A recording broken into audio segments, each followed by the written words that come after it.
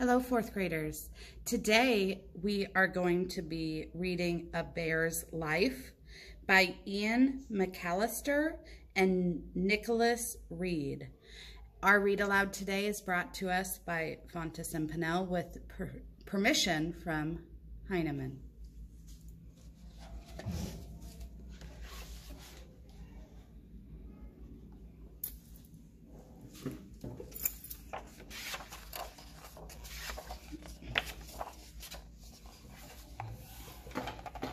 It's late winter in the Great Bear Rainforest. Most bears are asleep, but not all. Some have given birth to cubs who will see the forest for the first time when spring arrives. The forest has everything bears need to live, a full, rich life, but it takes a long time for cubs to learn everything they need to know. Adult bears are perfectly at home in the rainforest. They know that in springtime there will be fresh green shoots everywhere. More than 200 kinds of plants grow in the rainforest, and bears enjoy many of them. A big grizzly has no difficulty upending a log, and a mother grizzly won't think twice about defending her cubs. But if you leave grizzlies alone, they'll leave you alone too. They'd much rather curl up for a snooze.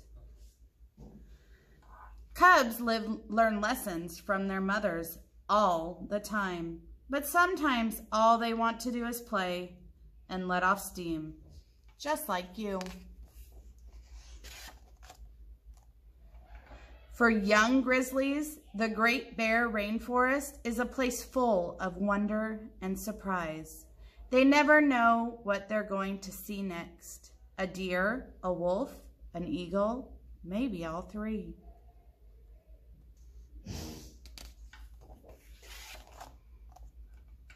Young grizzly bears spend a full 3 years with their mothers before they strike out on their own. Black bear cubs spend a 1.5 years with their moms before going solo.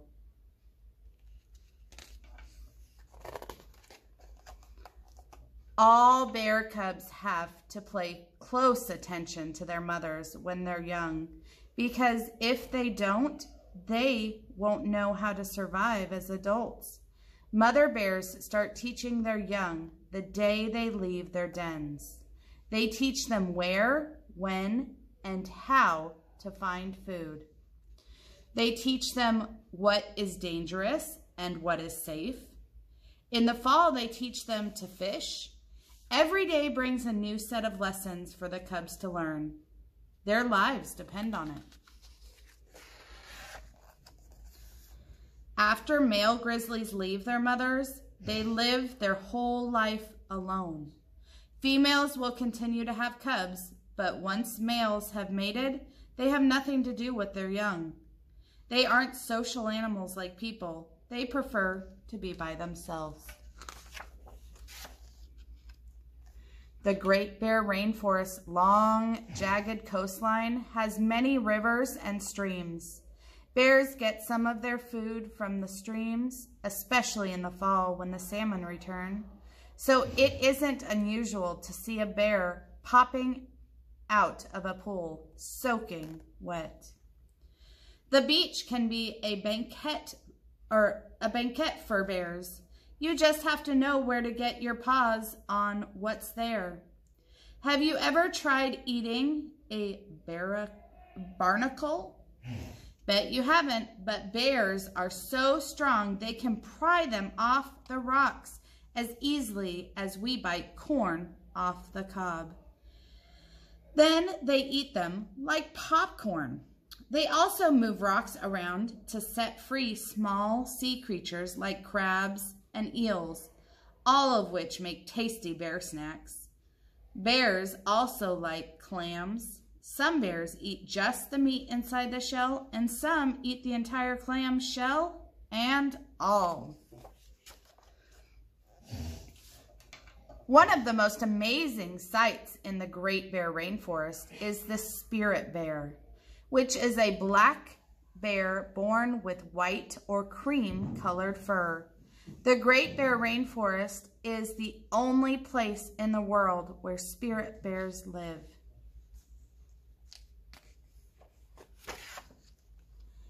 No one knows how many bears there are in the rainforest, but there could be thousands, and most of them are black.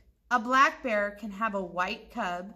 Some mother bears have both black and white cubs.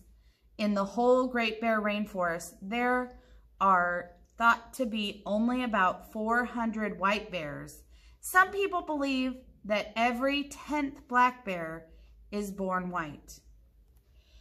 No one knows why spirit bears are white, but some scientists believe it makes them better fishers. Salmon will notice a black bear against a gray sky and move quickly to get away from it. But a white bear against the same sky might appear invisible to a fish. Indigenous people say that Raven, the creator of the rainforest, flew among all the blackbirds and turned every 10th one white. This was done as a reminder of the last ice age, which ended about 12,000 years ago.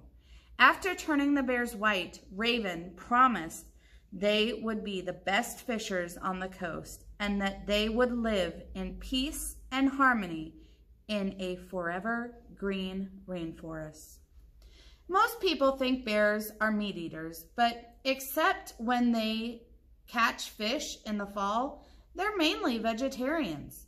Bears love berries, and in the summer, the Great Bear Rainforest is full of them.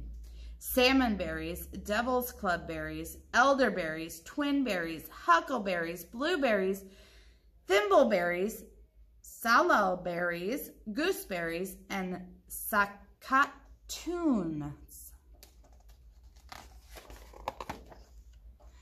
Fall is salmon season, when 5 different kinds of salmon return to the rainforest stream, a river, to mate, lay eggs, and die. That is if they manage to avoid the jaws, teeth, and bellies of thousands of hungry bears.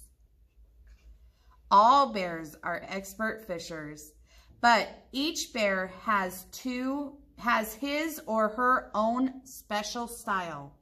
Some plunge their heads into the water and grab the fish in their jaws. Others sit on the river's edge and scoop the fish up like ice cream. Some pin the salmon against the rocks with their long claws. Others jump on top of them and crush them between their elbows and stomachs.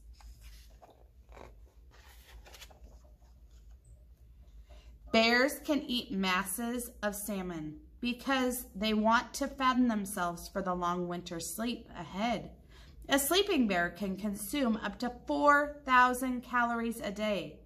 That's like eating 10 fish burgers. Bears' stomachs are so full and heavy when fishing. Excuse me. Bears' stomachs are so full and heavy when fishing season is over, and they drag on the ground like sacks of grain. In fact, bears get so big they can no longer lie flat to sleep. Instead, they have to dig holes in the ground to fit their huge stomachs. When winter comes again, bears build their dens high up in the mountains where it snows all winter long. And for a while, it will look as if the Great Bear Rainforest is empty of bears. But now you know better. You know they're just having a long nap.